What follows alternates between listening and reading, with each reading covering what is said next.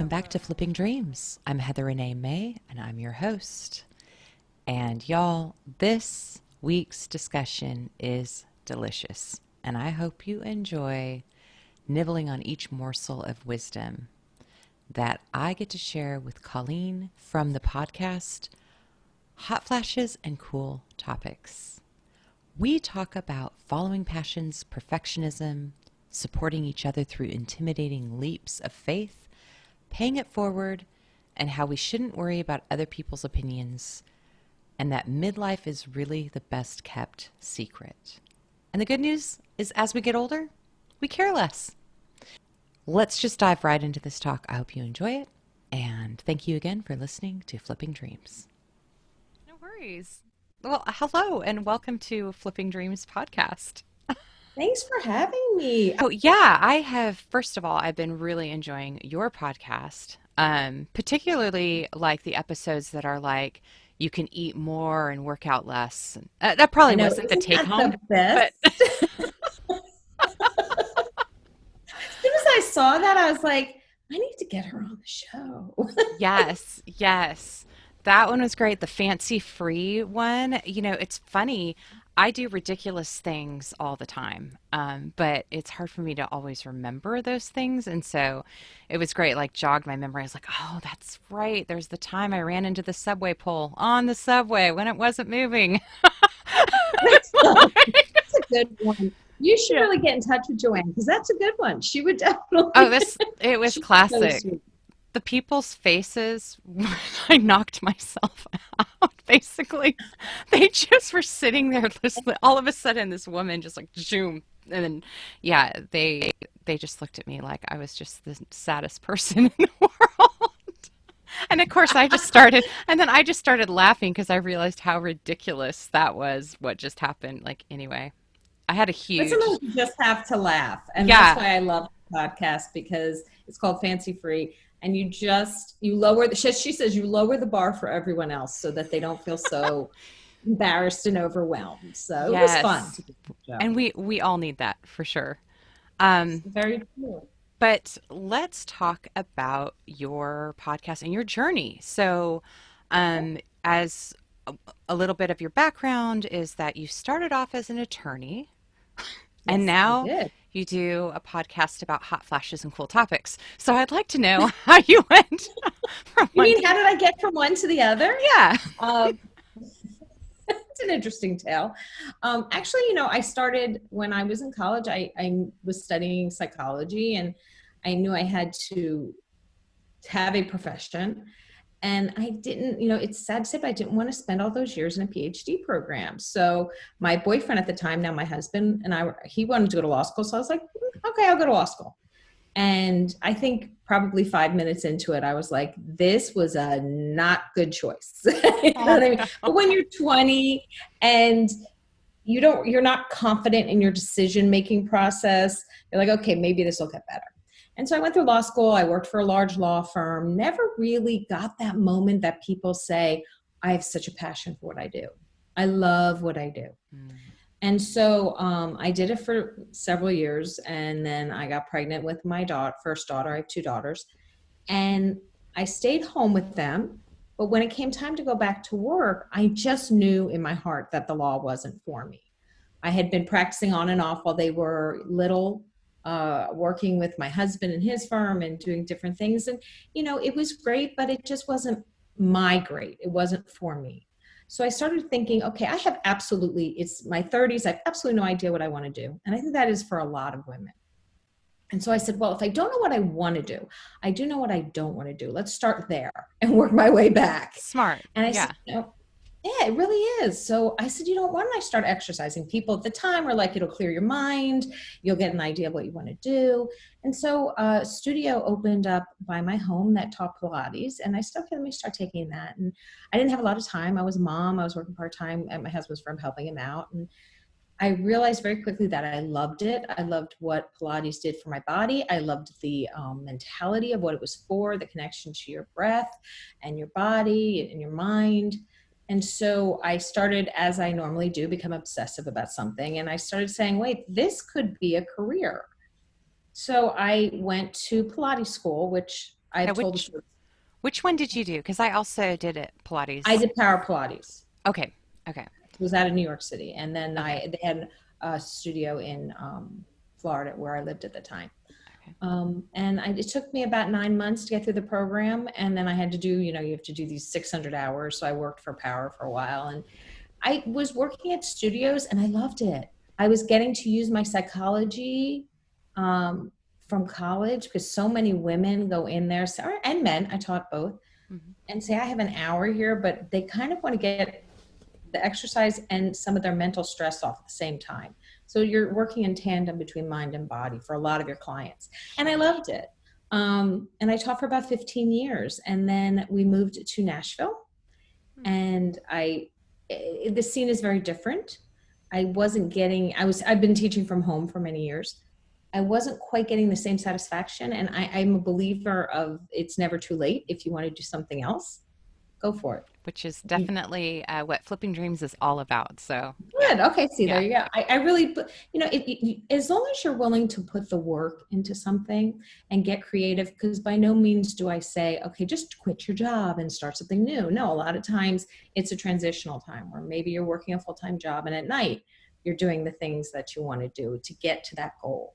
Hmm. Um, but I was lucky enough to, my kids were out of the house by then, although they've come back. I call it the revolving door. They leave, they come, they leave, they come back. Nice. um, and I was literally having lunch with some friends, and a friend of mine has started a podcast about something completely different than what we were talking about. And I said, gosh, I would love to listen to some podcasts for women in midlife. And there are some great ones out there. There really are. I was very impressed with a lot of them, but many of them are specific. They're either menopause or their career change or their empty nest or their one topic. We wanted to be the umbrella that covered all the topics. So my friend Bridget and I were like, well, we can't find what we're looking for. I guess we could try this. I mean, how complicated could it be? Having no clue how complicated it is to start a podcast and do it successfully. So we started about 10 months ago, and it has literally just been this roller coaster ride of just joy. We love doing it. It obviously resonated with, touched a nerve because our listenership is way up, and we've got a great group of women in our Facebook group. And it's just basically women over 40, midlife and beyond, 50, 60, 70, that want to live their best life. And on the podcast, like you said, it's called Hot Flashes and Cool Topics. We talk about anything and everything to do with this time of life. So one week we could talk about menopause, and the next week we talk about makeup, and the next week we could talk about death, and then the next week we could be talking about your fashion sense. And it's just, women are not one dimensional. And so we wanted the podcast to reflect that. I love that. And for me, it's so meaningful because there is that sort of void when you reach a certain age as a woman where it's kind of like, well, what now? Because and most of media is geared towards 20s or maybe 30s. But once it hits 40s, it's kind of like you're trying to read magazines and do the things that are geared for 20s and 30s. And it's like you don't have the same energy. You've got a lot of different issues. You're dealing with aging parents. You're dealing with all kinds of different things going on at that age, in that decade, whatever decade you're in after that. And yeah, I think it's just really awesome to have like a place where women can go tap in and and even men can tap in and learn more about women and what they Absolutely. are thinking and what they're going through. Especially when women are Right, especially when women are going through some hormonal changes. It's very valuable for their husbands to understand that they don't really want to kill them, Right. that it's just their hormones. And that it's not just them. Like that it's kind of Right. it's universal. Like, yeah. We Yeah. were really surprised by the lack of knowledge women have. Um, if you're going to talk about perimenopause and menopause, just the lack of knowledge that women have over the fact that they're in perimenopause and that mental challenges can happen in I certainly didn't know anxiety and depression would be exacerbated during perimenopause, and I learned that through my own experience with it. But you have women in their 40s, 50s, and 60s who kind of, all right, we're not at that point where we're retired, so we're not in the commercials where people are playing golf and living in wherever retirement communities, Hmm. and we're no longer the mommy and me groups. the soccer, basketball, whatever the after school activities were. You're no longer living for your children. So it's this time where all of a sudden you're given permission to consider yourself first. And it's such a hard thing for a lot of women to do because we haven't done it before. We haven't been Yeah. put in a position where we can say, well, do I want to do that? Like, what's best for me in this position? And there's so much guilt involved in that because you're so used to putting everybody else first. Mm-hmm. So I it's interesting. Yeah, I think there's two things there too, because I feel like there's the putting everyone first and not really taking that time for yourself. But then there's also the fact that, so like whether that's with children or whether that's with your spouse, I mean, most women, I feel like we're kind of geared to uh, we're geared to take care of everyone around us. It's like one of my Never. favorite, yeah, one of my favorite books is Gift from the Sea, Anne Morrow Lindbergh, and if you haven't read it, it's amazing. But it's her basically her thoughts on these different segments, like when the kids leave the house, when you're, and her whole premise was that every woman needs time, and man, they need to be able to have time alone separately, and they need to be able to remember who they are. And she does, it's really beautiful. Each chapter is a different shell, and it talks about a different stage and the journey, and it just, in anyway, I've read it a million times, I'll have but to check it out. yeah, Yeah. yeah, it's really good. I read it when I was very young, like preparing for, for it eventually. But I also think that women are also there's also there's such a competitiveness in our culture, and Absolutely. so it's like not only are we trying to take care of everyone else, we're trying to be better or compete with each other, and we're like I think the hardest part when you get older is that you to be kinder to yourself and see like, your body's not going to be the same, and that's absolutely fine, right? Like I don't have the same body, not even close, than when I was in my 30s or 20s or whatever, Right. and instead of beating ourselves up and being like I need to go on a diet or whatever. And your episode about the dieting was really good about that. I really liked that, the idea of eating more, like creating a diet that's like everyday diet, not a Yes. yo-yo diet. I really like that. But Yes. When we, and not to interrupt you, but when we invite people on the show, we're very specific to not invite people that are like fad diets or someone who's going to talk about intermittent fasting. Not that there's anything wrong with those things, but because we have so many different women listening to the show, we want to give concrete advice that you can apply personally, however it works for you. mhm. So, if you're not eating, I mean, I personally don't think fasting for how many hours a day is in the long term good for your health. But she just talks about healthy eating and healthy nutrition and what is phytoestrogen, in your diet, how it helps with your hormones. So it's more of a generalized Mhm. topic that you can apply however you want to do it, because we never want to say to somebody, you must do this or you must do that, because we're at the age, we don't want to be told what to. Exactly. We want advice, we want help, we want information, and then we want to figure it out on our own. Totally. Totally. Absolutely. I agree. So what are some of the like aha moments that you've had since you started this podcast? It's been 10 months, and like have you had any like moments that were just like kind of shocking or unexpected I in think I have them honestly almost every episode. We always say that we learn something from everybody. What I have learned through the podcast, starting from the very beginning and kind of honing your skills as you go along, as everyone does, Mhm. is that I need to have an intent for every episode. What is my intent for the listeners? I can't just ask somebody to come on and then wing it.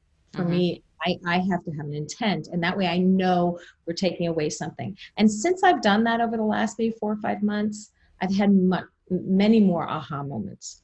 Um, I would say my aha moments come from the responses I get from listeners when I get somebody who says, that episode showed me I'm not alone, that I'm not by myself in this, that I have people who are going through this with me.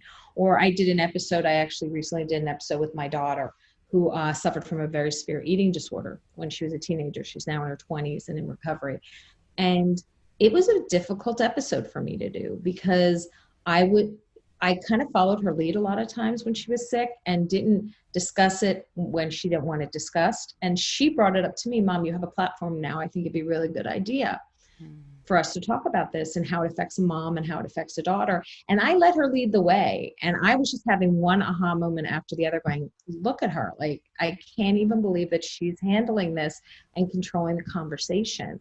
So that was really interesting. I think when we did domestic violence in how many women are now locked in with COVID into their homes and how dangerous it is, we felt like we wanted to get the word out with that.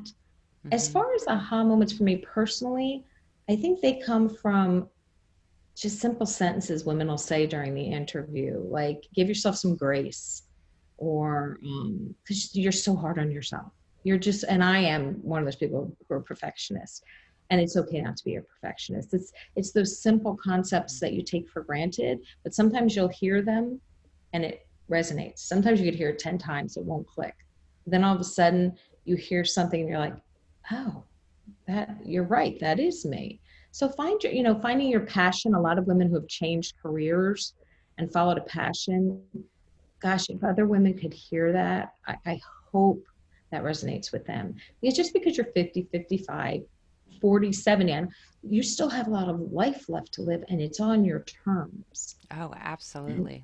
And I don't think we realize that, but it's This, true. yeah, and that's exactly so the whole premise of flipping dreams is has came from out of a bathroom floor moment. Midlife, going through a That's divorce. interesting. Yeah. Let me take you to my bathroom floor. Okay. But no.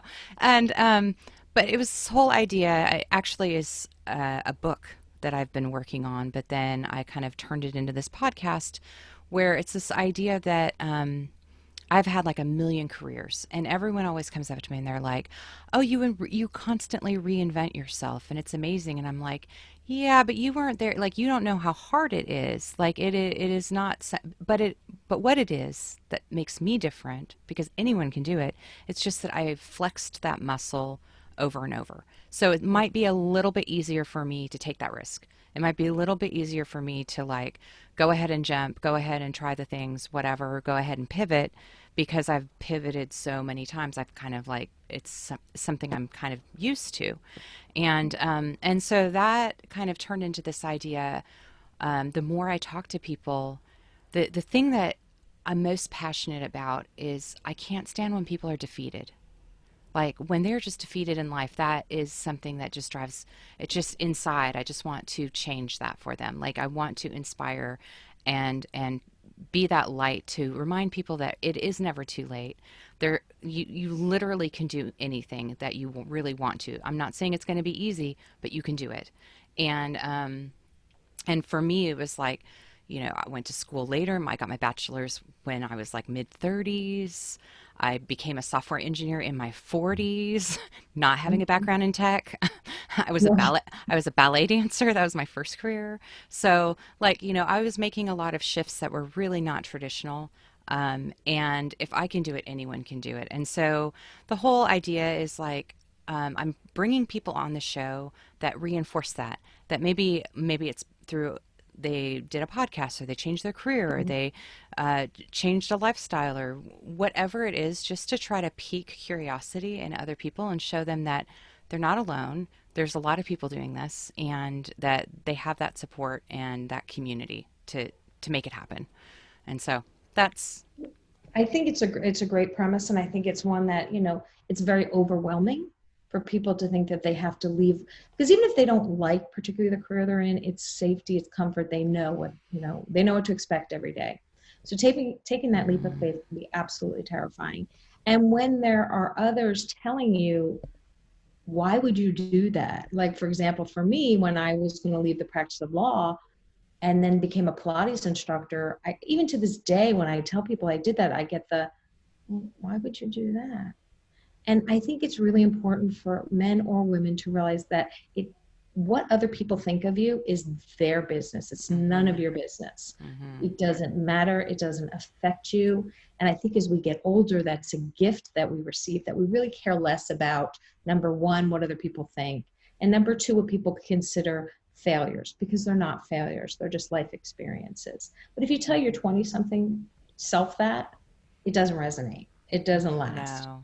You tell I, somebody over 40 and they start to get it. And really, I think in your 50s even more so. So yes, you can take the risks. They may sound crazy to the rest of the world, but you have to be prepared to do it. You can't just jump and hope like, I'm going to start an online business and I have no clients and I hope it works.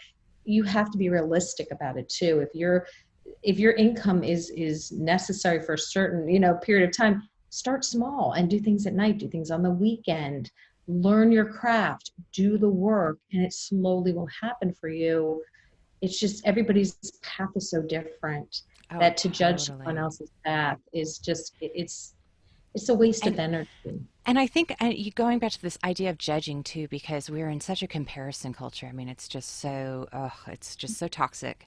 Um, so my book is basically a template, and the idea was like, because I was really addicted to HGTV. I love watching, I love right? HGTV. I mean, who doesn't love a flipper, like a fixer upper template Mhm. where they go in and they demolish like an old house and then they reconfigure it to exactly what the vision of the family, what they need, and then they, frame it in and then decorate it and design it exactly how they want and they give them the keys to this beautiful house. Well, why can't we do that to our dreams? And so the whole idea, the template is like I take people step by step through this dream of this process of excavating, like getting rid, going through your old dreams, letting go of the ones that didn't work. It's fine, go finding little gems of dreams, like through journal work that I do, these exercises, finding like remember when you were younger and you really liked that thing, but you thought you could never do it. But now maybe you can. Maybe it's still like a lot of people have passions that we forget over time. So, this idea of like bringing that forward and then helping folks to build in a blueprint and a vision for the stream, helping them find the resources like, okay, if that is your dream and this is the thing you want to do, let's figure out how we're going to get you there. And then, they're designing it and building anyway. So it's all based on this template of like flipping their dreams. And it's something they can go back to all the time. Like, you're setting your foundation, you're doing all these steps, and then let's say you get to your dream house and one window doesn't open the way you want it to, or some room doesn't work the way you thought it should. And obviously I'm being metaphorical, but like then you change it. Then you just go back and like reframe it in and have it write up a new blueprint. So the idea of like, I guess all of it kind of points back to this having a really open growth mindset. Because I think the thing is like the worst things in our society that we can do, or the worst things we can do to ourselves, are being fixed mindset and Mhm. perfectionist and feeling like things have to be a certain way and it's either, good or bad, or comparing ourselves to other people's lives, which everyone is so different. Like it's just, it doesn't even matter. You could do the same life as someone else and it will be completely different for you. Like, so yeah. Anyway. You're absolutely right. And I think people put a lot of pressure on themselves for that reason because, well, so and so did it and it was easy for them, or so and so crashed and burned on that. And, for women, I think as we get a little bit older, if you happen to stay at home mom and put all of your time and all of your energy into your children, which is wonderful. But now they're starting to, fly and Yeah. kind of open their wings. It's a bittersweet time for a lot of women because they can't even remember the dreams that they had. And if they did, maybe they don't want to do that stuff anymore. But they still Sure. have half of their life left to live and they're starting a new chapter. So, what we say to a lot of the women that feel that way is find one little thing that you have to look forward to just for yourself. It can be anything from taking a dance class to learning to sew to changing the world or Yeah. or bungee jumping. It can be as big or as small, it doesn't matter. It's just something for you to look forward to for yourself because it takes that tiny step forward. And also, it's okay to mourn the loss of a part of your life and still be happy at the same time. Like the feelings aren't mutually exclusive. You don't have to be just sad or just happy. You Mm-hmm. can be both. So it's such an interesting for us journey to watch so many women email us and say, I'm lost. I just don't know what to do at this point. My whole world was my kids. And, part of me wants to say, don't worry, they come back. So they're just in, but I have daughters and that's what happens. Um, but also it's a time of discovery for yourself. It's really about retraining your brain, reframing the idea of what your life was like, because as much as you may want to, you're not going to get that back. Mm-mm. But Mm-mm. it can be beautiful and exciting and a new journey looking forward, but you have to look forward. You can't keep looking back. No, You know, and you can't keep trying to be something or trying to make what was former still fit. Like, and right. and I think like especially it's a wonderful opportunity for couples too to like rediscover who they are. Like here they spent all this time working, providing, taking care of family, doing all the things, and then they get to the point where they're like, "Oh wait, we have some space, we have more resources. Who are you again? And like Right. how do we relate to each other and what do we even like?" Like, you know, instead of just like checking off boxes. I mean, I really am passionate about that life is meant to be lived and explored. I It like, must be a very challenging year for you. That's the case. why you say that? Because you can't really explore too much with the quarantine and everything. You would think. However, I'm in a camper right now. I can see that from the Yeah. So I've been traveling for 3 weeks in my camper because I'm self-contained in the camper. Sure. But I'm at a campsite, and honestly, I see more people than I do at home, which is kind of crazy. But it's amazing. I get to hear different stories and people, as we're walking our dogs past, and of course we're staying safely distanced. But yeah, RV life is something I'm really passionate about, and I think it restores our faith in humanity in so many ways. Mostly. We could Sometimes really use that right now. sometimes not so much. So like right after I came, so I was camping, I thought, God, this is so great. I'm talking to these wonderful people. I'm getting to like see all these different perspectives, different politics, all of these things. No one cares. When you're in a campsite, it's a community and people are really, really nice and they're helpful to each other and they're all these wonderful things. And so it just makes you think, I was like, I need to write an article about like how, camping has helped me, maintain sanity and restore my faith in humanity during COVID. And then I get woken up at 7:30 by a Harley Davidson. And and at that point I was like, maybe Never mind. maybe not. Maybe not. Yeah. But yeah, it is definitely I've been encouraging all my friends, even if they don't have an RV, even just to go to state parks or go that are open, or go camp in a tent or whatever. But just it definitely is different than what we're seeing on media. It's like, you're actually relating to people. And I think getting off of the social media and the internet and that whole kind of facade of humans and really getting to where you're actually having to talk. I mean, you have to learn how to communicate at campsites. You have to actually compromise. You have like, everyone has different smells, different sounds, different things going on. And like, it forces you to be human, more human than not, which is really an interesting thing. So it's been a really interesting journey so far. And It's been a I've great been having social fun. experiment. Yeah, yeah, really, really. Yeah. Well, And we are on vacation now, quote unquote vacation, because we had to cancel a whole bunch.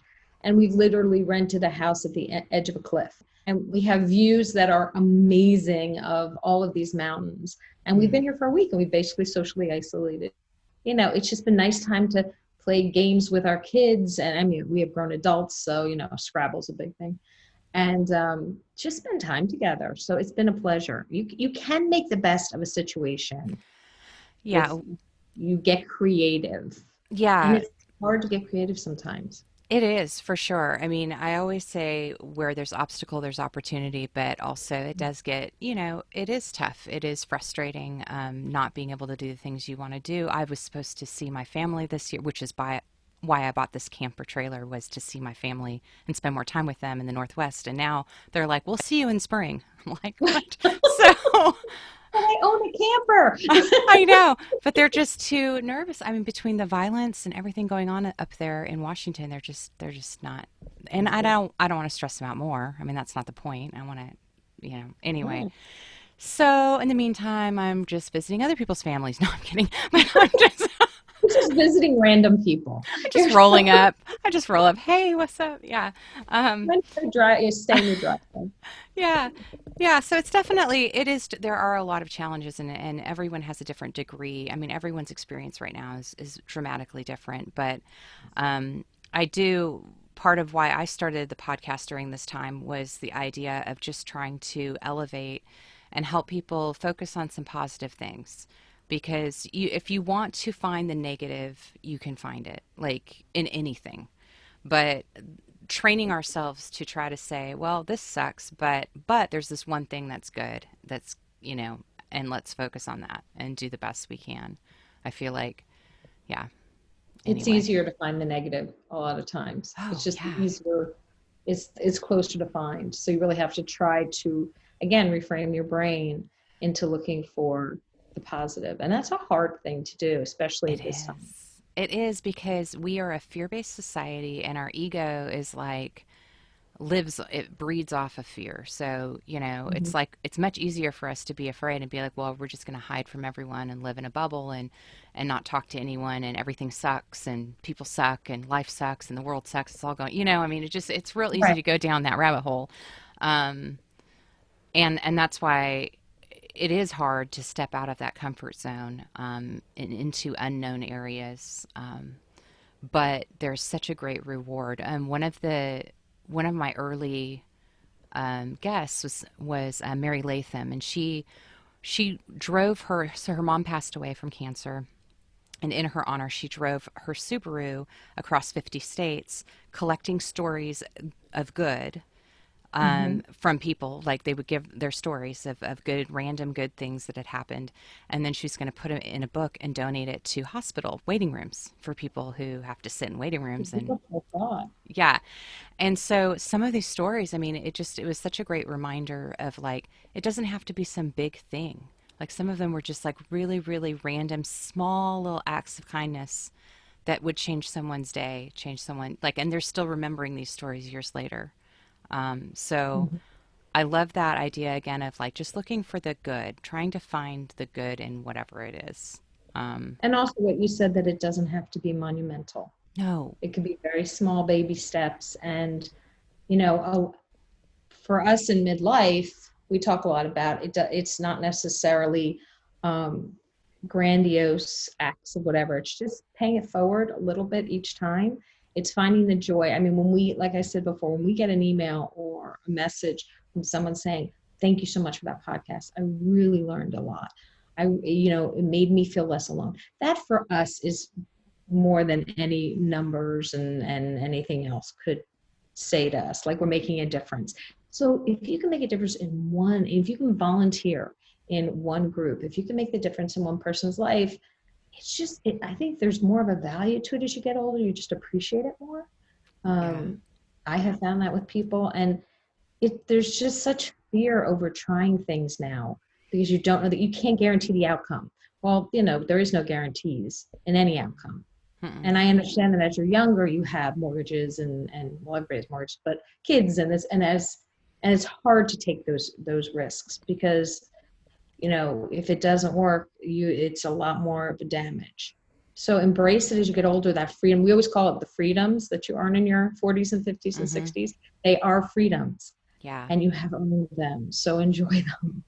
absolutely. And I think too, what you touched on is as well is like um, hearing that you've made a difference in people's lives, that you've touched them. A lot of that, I feel like we're in a society where we supposedly over communicate on all these different forms, but I still feel like people don't feel heard. I feel like, Absolutely. and I feel like, especially, and then going back to the focus of your show, especially during certain ages and certain age groups, it's like, I think your second episode maybe was a disappearing woman or The invisible woman syndrome. yeah. Yeah. And I It's feel like real. it Yeah. That is I mean, totally, this reminds me, Grace and Frankie. the show. I Um, haven't watched all the episodes, but Oh my gosh, it's so good. Well, one episode they're in a grocery store and they're trying to like check out and they're all getting upset because the clerk is paying attention to the 20 something girl instead of them. And like they're like shouting and like making, and he's just totally doesn't see them. And it's, but clearly, that's like exactly what we're talking about, this idea where you don't feel seen, where you go from people noticing you because you're in your 20s and everyone's like it's like innate, we're trying to like mate and like whatever, and exactly. That's what it is. yeah, it's just yeah, just yeah, and then you're not trying to anymore. Biology hits, and you're like, no. But even though things might be sagging or whatever, you still want to be heard and noticed. Back. And the interesting thing that we learned in that episode was that in many cases, it's almost separate. Some women like to be heard, and some women like to be seen. And of course, there's always a crossover. Some women want to be seen and heard. But in the corporate world, a lot of women, is really important to be heard when they were in a meeting or they were speaking to business professionals. So as they got older and younger executives started moving up the ranks, it's really hard that they did not feel heard. Mm-hmm. A lot of women who are younger, who just could eat anything they want, were super skinny, always made up, never walked out of the house without makeup. They felt like, okay, now I'm not being seen. Almost like there was a finite amount of attention in a room and you had to fight for it. Like if you did not get your finite amount, your percentage of that, you weren't going to get it. When the reality is, it doesn't matter your age. There's always someone who's going to be thinner, prettier, longer hair, more intelligent, then if you spend your life worrying about that, you miss what's right in front of you. Oh Because yeah. for, like I had said on the show, it can be a superpower. Flying under the radar as we get a little bit older, you no longer have to worry about, oh, well, that didn't work. Oh gosh, did everybody see that I liked? No one's paying attention. Mm-mm. Like whoever Yeah. you want. It's really about reframing it. Like, yes, you always want to look your best and you want to feel your best. But it's more of an intrinsic than an extrinsic thing. And also, I think the power of age and wisdom is that you know more of who you are. You're more solid in yourself. Um, or at least you're more open to be being that way. Right. You know, you might still be figuring that. I mean, we're all works in progress, Absolutely. but the idea that like you a don't care as much because you've been through enough No. that you're like, it doesn't really matter, and Right. b you are also realizing that hey, I've been sitting here, being validated by all these other things my whole life, but now I'm realizing that I actually am okay the way I am, and I don't need to be so hard on myself. And I can try different things, and it's okay. And even if they fail, I'm going to learn from it. I'm going to laugh. And you do start to see it in a different perspective, I think, when you're not. Working more intrinsically on Hmm. what's important. Yeah. Not everyone. And I think a lot of times when you're holding on so hard to that past, it just keeps you from enjoying the present and the future. Yeah. It's like, it's like a rubber band that just pulls you back and pulls you back. And when you start to let go of what you think are social norms that you must attain every day, Hmm. and Yeah. you kind of open yourself up to the freedom of, I didn't even realize I could do this, or I could do that, or there's this to look forward to, or just simply, I'm going to take a hike and it's beautiful out. And it shifts your focus. You know what I mean? So it releases some of the pressure that you put yourself on, that I think as women, we are always putting pressure on ourselves. The media certainly does not help it. Not every woman's going to be J-Lo at 50. And J-Lo wouldn't be J-Lo at 50 if she didn't have a team of J-Lo helpers making her Team. look that way. A Yes. team. A So to team. put yourself under that kind of pressure, it's very hard. And I And think, it's give yourself a break. And it's sad, right? Because I feel like, for instance, like when people are like, "Oh, I wish I was back in my 20s and 30s." I'm like, I would never say that. Honestly, Me too. oh my God, I am so glad to be in my mid 40s. I mean, like it's just getting better. And I'm like, I mean, it's getting more interesting. There are things like, hairs that grow in places that you're like, how is that even Yeah, we discussed possible? that too. Yeah, It like was. where did that come from and why is it not in the right place? But whatever, but you also have a sense of humor and you realize like, yeah, I feel like the freedom Mhm. is there. And I feel like the more that we can help women and men realize, like, there's this beauty to age and there's so much potential. It's like just because you're midlife, it's not ended. Like, it's actually just The middle. It's the begun. middle. Yeah, I mean, in a lot of ways, yeah. I have this card. I just got this on this trip when I was in I was in Tybee Island. Oh, I love Um, type. Great shop, Seaside Sisters of Tybee. Awesome. Anyway, so they had these cards, and the card says, "Some people call them decades. I prefer to call them my collected works." And that she's sitting, I and she's love that. sitting on a stack of books, and like one book is like bad hair, and like whatever. But like yeah, the idea that you're just collecting these experiences, and it's making you you're becoming this thing, and by the time you become whatever it is, you'll die, but that's fine. Always working. But I do feel like the middle of your life is like this, like the best kept secret, Yes. because you're not, your health span hopefully is still good, Hmm. so you're still enjoying life. Yes, you might have a little more aches and pains than you did before. But you haven't reached the point where mobility is a problem or your brain function is a problem. But you have passed the point where you're putting everybody else first.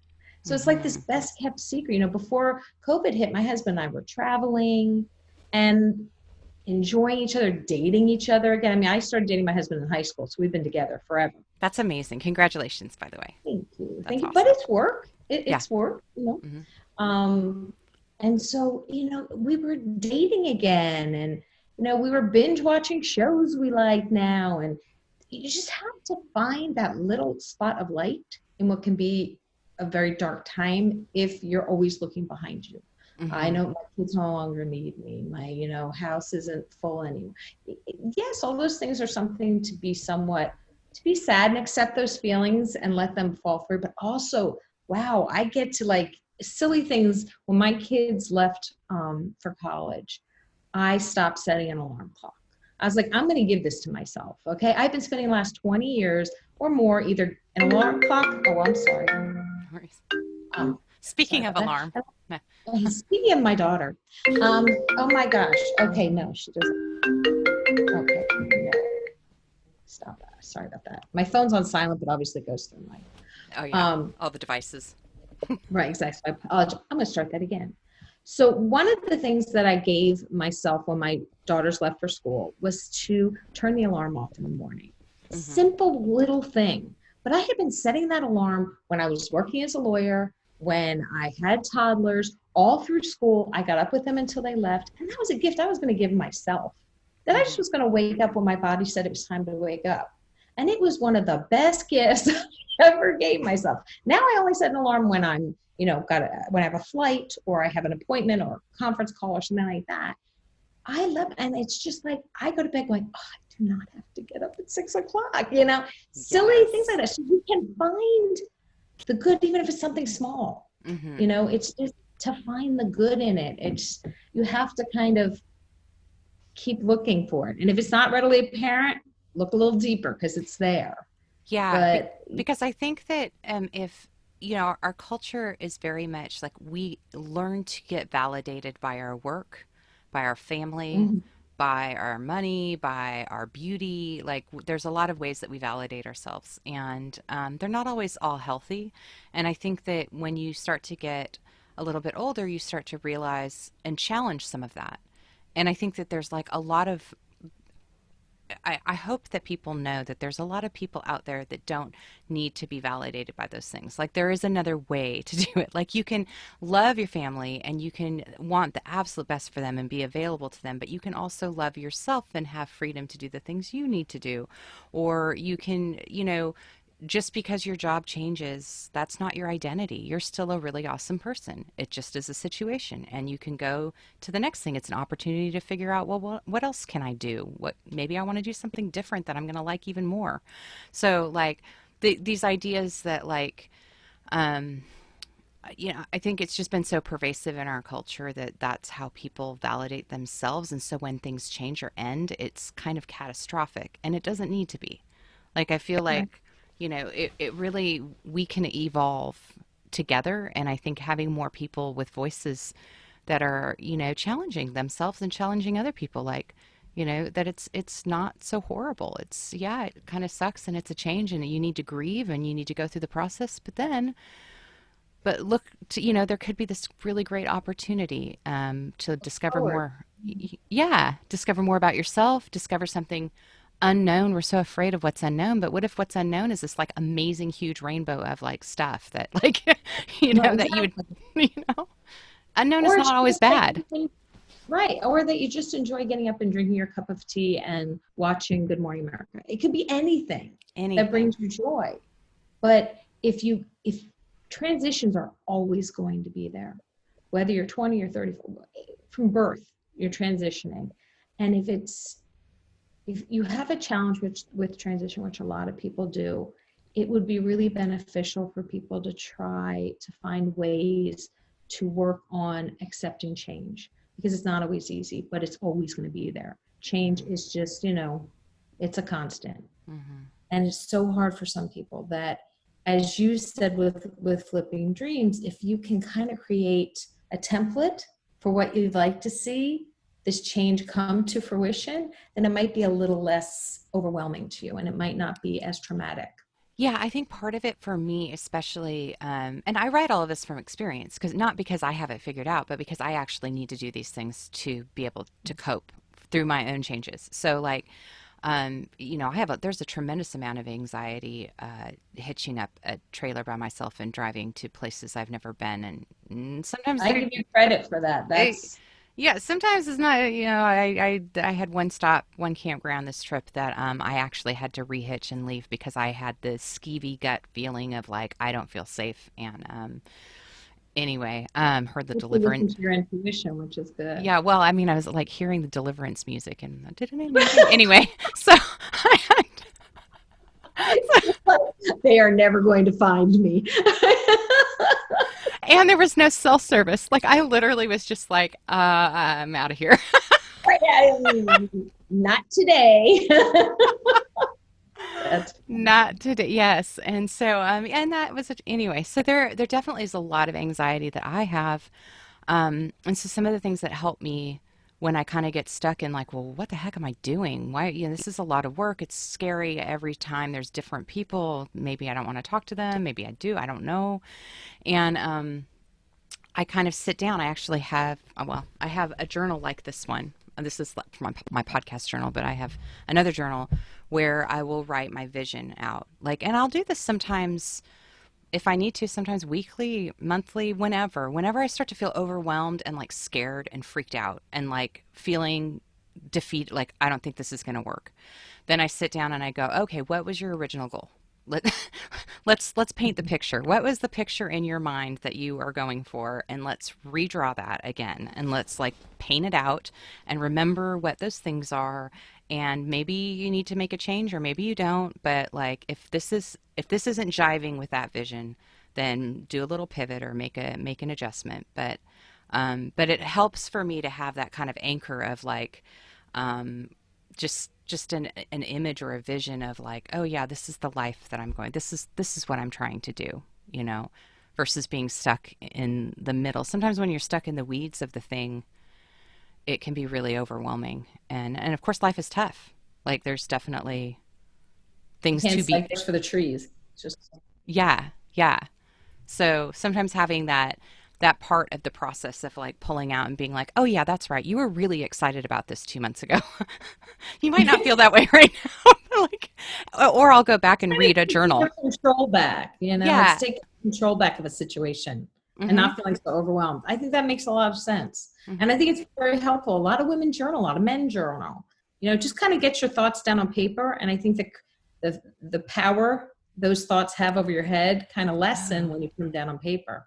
Oh yeah, and sometimes people are afraid of journal. I actually did a little YouTube thing that was part of my course but about journaling of like people are afraid of the blank page and some people, it's scary. So I talk about like in some of my journals I actually will rip out pictures in magazines that inspire me and paste them or like and not like people necessarily just like houses or places that I want to go or whatever but or words or I'll write down phrases that I find that are really inspiring just whatever that reminds me of this bolsters this idea of this vision in my mind because sometimes you can't always sometimes you don't really know what you want, right? And so sometimes Absolutely.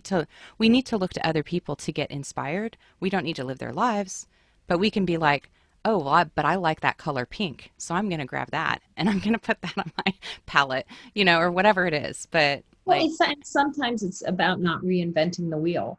If someone's already created it, you can apply it to yourself and change it so it works for you, but mhm, you don't need to reinvent the whole wheel. Someone's already done it. So take no. advantage of that knowledge. And you can always see somebody, you can find a place, a lot of people when they become empty nesters don't want to live in the same location they went anywhere. Well, start exploring, like you said, putting up pictures, make a vision board of where you'd like to see yourself in 3 or 4 years. Get an Give yourself RV. something to look forward to. Just kidding. I'm all like pro RV right now. Get an RV. But yeah, yeah. But but it's true because also the other thing I try to dispel the myth that there's only one dream. I don't believe that's true. I think that we have many, many dreams. I think each of us have unique gifts and we're going to tackle or interpret those dreams the way we're supposed to, right? Like we're all going to have a different stamp on whatever we do but we all have different we have multiple dreams. And so this idea that you had this dream when you were younger and you did the dream and it's over. I mean, and this is from experience. I was a ballet dancer. I was obsessed with it. I retired at 28. Now what? I got a really good therapist. That's what I did. But like, That was smart. but yeah, but it's serious because it was like I just retired from the thing I wanted to do my whole life and now I can't. And what am I going to do now? And who am I? And so, like, when you have those dreams, it's like realizing that that's not all of you. That was just the you then, and you've got different doors to open. There's a lot to discover. So And yeah, don't limit yourself. Don't yeah. limit yourself.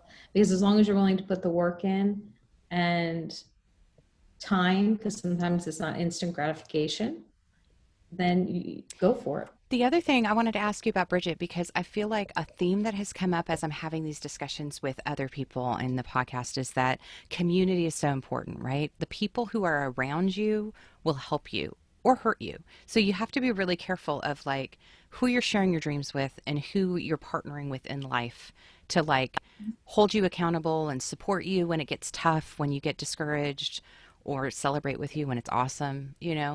And not everyone has those people. So I was wondering, like, it sounds like you and Bridget have known each other a long time, and has that really helped you like, has that played a part at all in like this process of starting a I, podcast?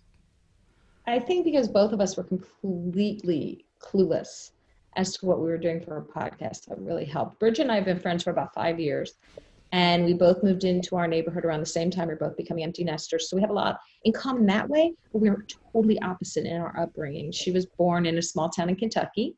I was born on the Jersey Shore. And so you couldn't be more opposite. Mm-hmm. But we both have this kind of rhythm that works.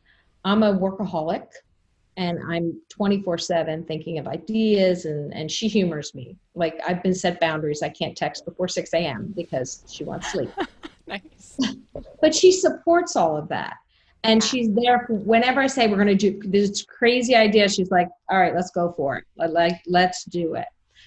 Um, and we both just want the best for each other. We both really value our friendship and we bring the best out in each other.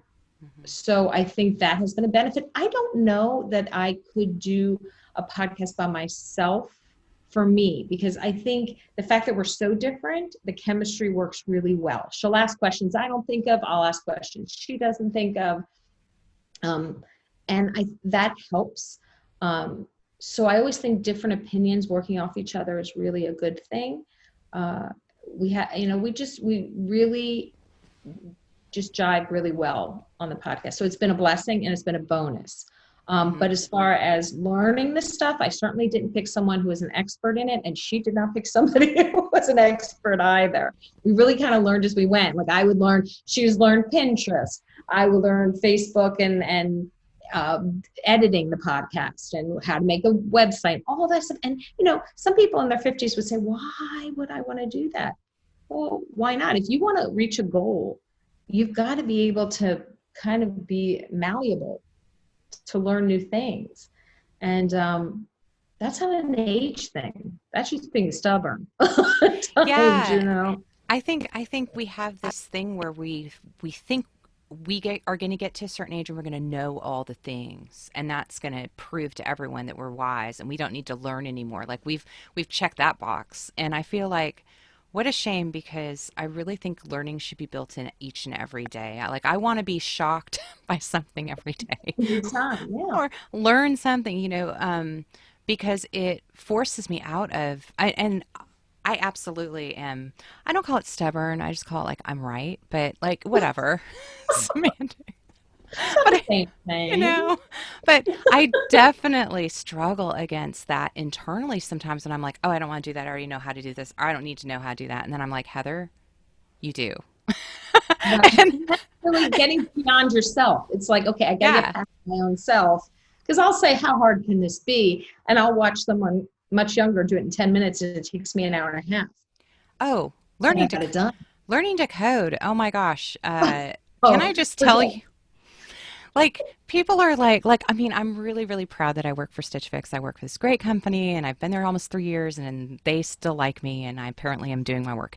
But like but when I first learned coding and through a boot camp, I mean, I wanted to throw my computer across the room many times. Like I was so angry. It took me so much, what I felt so much longer to like understand than maybe someone who was like 20 years younger than me.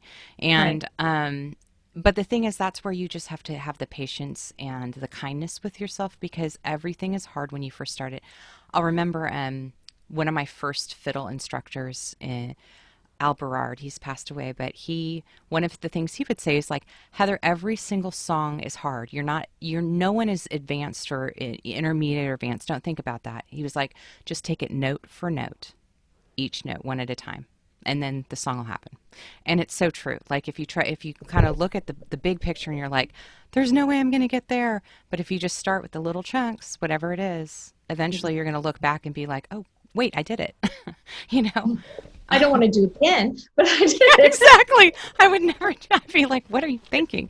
But yeah, yeah. It is, and it's about always learning. Learning is really challenging yourself is really important because not everybody wants to get out of their comfort zone. And by that, I don't mean, start parachuting out of a plane, but small baby steps to get out of our comfort zone and challenge ourselves. It's really important to grow.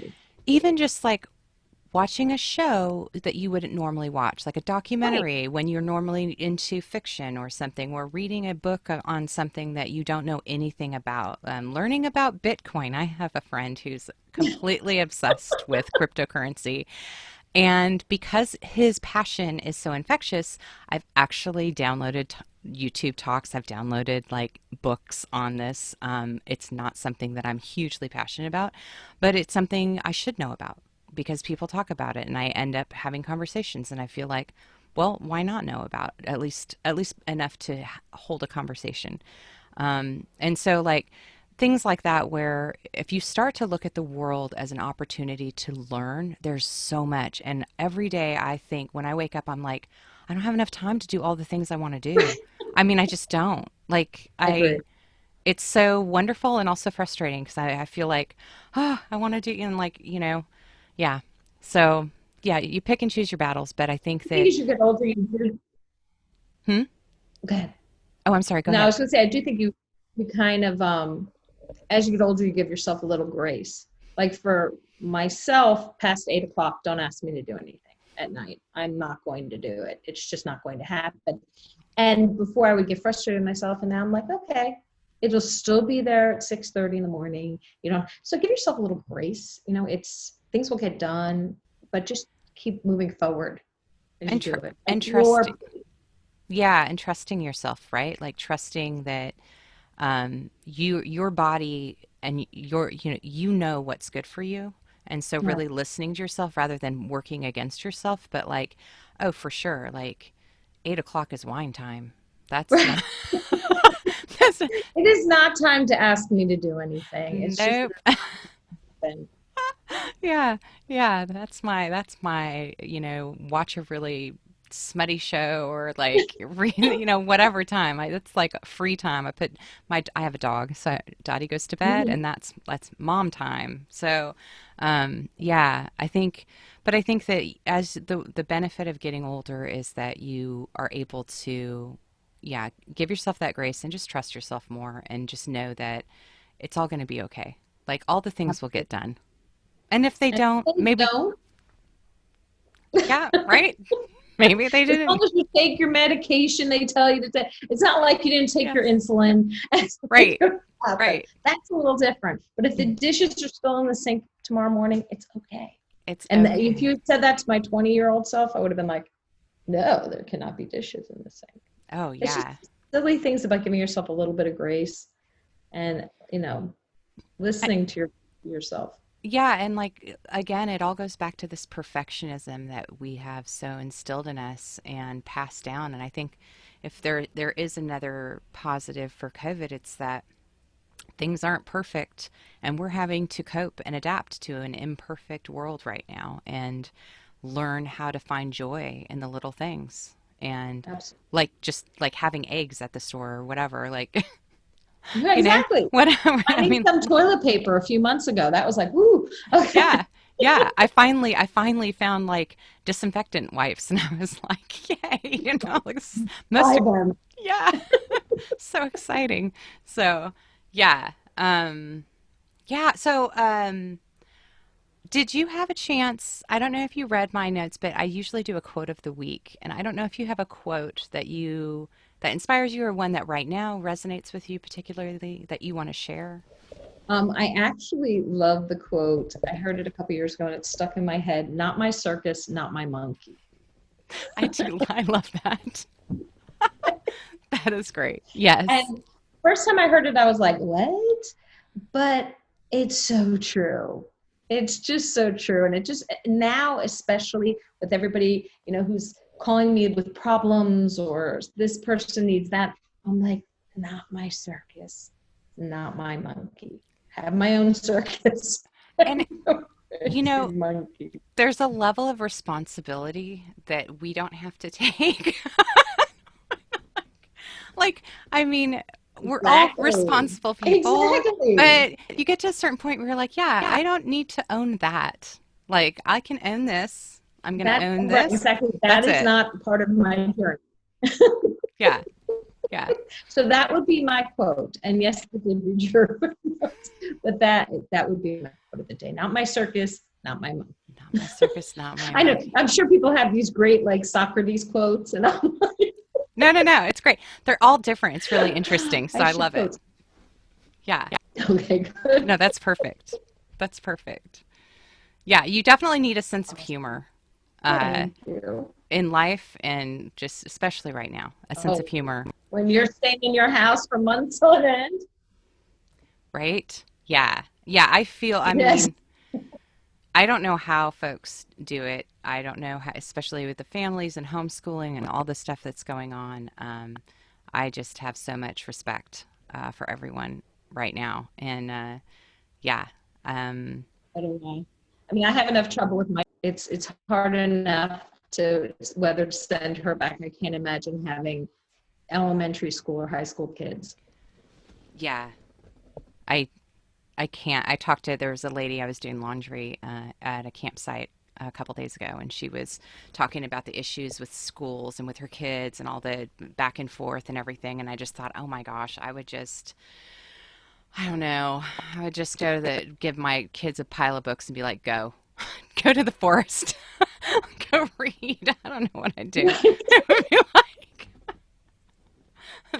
We're going to learn about land and the world and do history lessons. It's yeah, hard. I don't I don't envy. I really feel a lot of empathy for the parents that are trying to juggle work and raising their kids. My daughter's a preschool teacher and she works with special needs kids, and a lot of their parents have to work.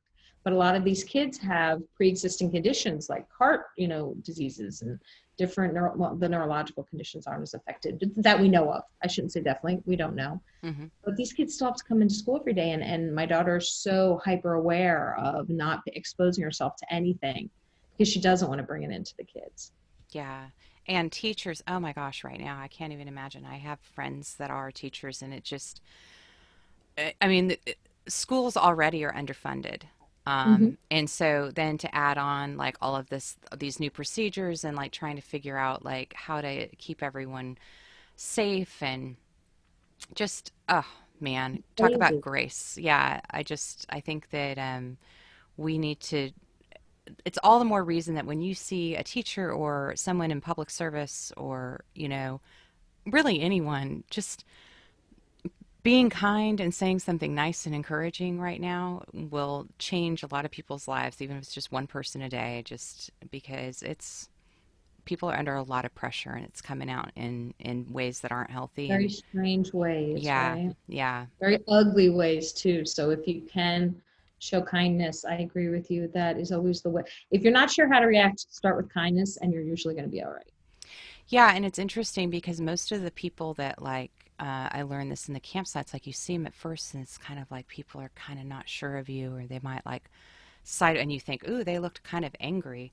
But then if you give it an opportunity to like say hello and you realize, well, they're just like not sure of you either. And you end up having a great conversation. I mean, humans are not bad. They're really, we're all doing the best we can on any given moment. And like the more that we, especially with everything being so divisive right now, like, oh my gosh, just letting people know that you see them and you Right. know what and whatever it is that they're going through is that you value them as a human, that they, I think that That's that's all anyone really wants, is just to know that, to you be know heard. yeah, to be Right? heard, to feel worthwhile, that you mean something, that there's a reason for you being in this world, and there is for each and every person. So yeah, and like, yeah, and again, just find your own circus. Yeah, exactly. you There are know plenty of monkeys there. When you get to your own circus, they're all waiting for you. You yeah, don't need to be yeah. grabbing other people's monkeys. You got your own. You don't need to do that. Just like, there's a trapeze, there's all kinds of new tricks. You just get your monkeys to do different tricks. Right now, people are going, what does that even mean? Like, okay, this lady's crazy. Why is she talking about Yeah. the circus? Yeah. Well, Once they have their own aha moment, they'll be like, oh, is that what I yeah. mean? Yeah. Yeah. Well, thank you so much. This has been really fun chatting and getting to know you. And again, we I'll let you share how people can find you and your podcast. Great. Well, thank you for having me on. This was a lot of fun. I appreciate it. The podcast is called Hot Flashes and Cool Topics. It's a weekly podcast, comes out every Wednesday. We're doing some bonus episodes over the summer because we had some time on our hands with COVID and we taped a lot of shows. But it talks about anything and everything to do with midlife. You can find us on any podcast platform that you listen to podcasts, whether it be Apple, iTunes, Stitcher, Spotify, wherever, iHeartRadio. We do have a great Facebook group of women over 40 that we encourage everybody to join. It's under Facebook groups, Hot Flashes and Cool Topics. Or you can just find it under Hot Flashes, Cool Topics, because sometimes they don't recognize the ampersand. And we're on most social media like Twitter, LinkedIn, Instagram. We are a little afraid of TikTok and Snapchat. So we don't really think our demographic is spending a lot of time on No, I don't think that. so. I'm definitely not. I'm afraid as well. Us on Twitter. You can find us on Instagram and Facebook and all those fun places. And our website is hotflashescooltopics.com. And that's a really good place. Like, we'll have all of our guest shows. Like, once this show airs, we put it onto our website so people can kind of listen to we really want to support other women and voices because we feel like we're stronger together. We have a lot of articles about midlife, whether it's health, mental state, career. We just want to share as much information as we can. So it's pretty full, that website. So check that out as well. That is awesome, and I have checked out the website. It's really cool, Yeah. and your podcast is really entertaining. So I will definitely be continuing to listen and taking notes. I And yeah, appreciate it. I know we always say take a pen and a paper. yes, We're going to yeah, listen to it again, but we appreciate that. And we're always happy to hear ideas because we want to know what midlife women are talking about and want to know about. So always feel free to email us or leave a message and we'll definitely look into it. If we don't have the answer, we'll find it. awesome. Well, Thank you so much. thank you. It was great. I Thank hope you you so much for tuning in to this episode of Flipping Dreams. And guess what? We have reached over 250 downloads and we are only on episode number 10. So I just want to thank you all so much for tuning in, doing your part to share, download, review, all the good things. We're here for you and I'm super excited. So thank you again. And please tune in next week. Don't forget, it means so much and it is so important to add a 5-star, add a review. It really helps this podcast get to the front of the line so that more people can listen in to these amazing conversations that we're having. So thank you for doing your part, and we'll see you again next week here on Flipping Dreams.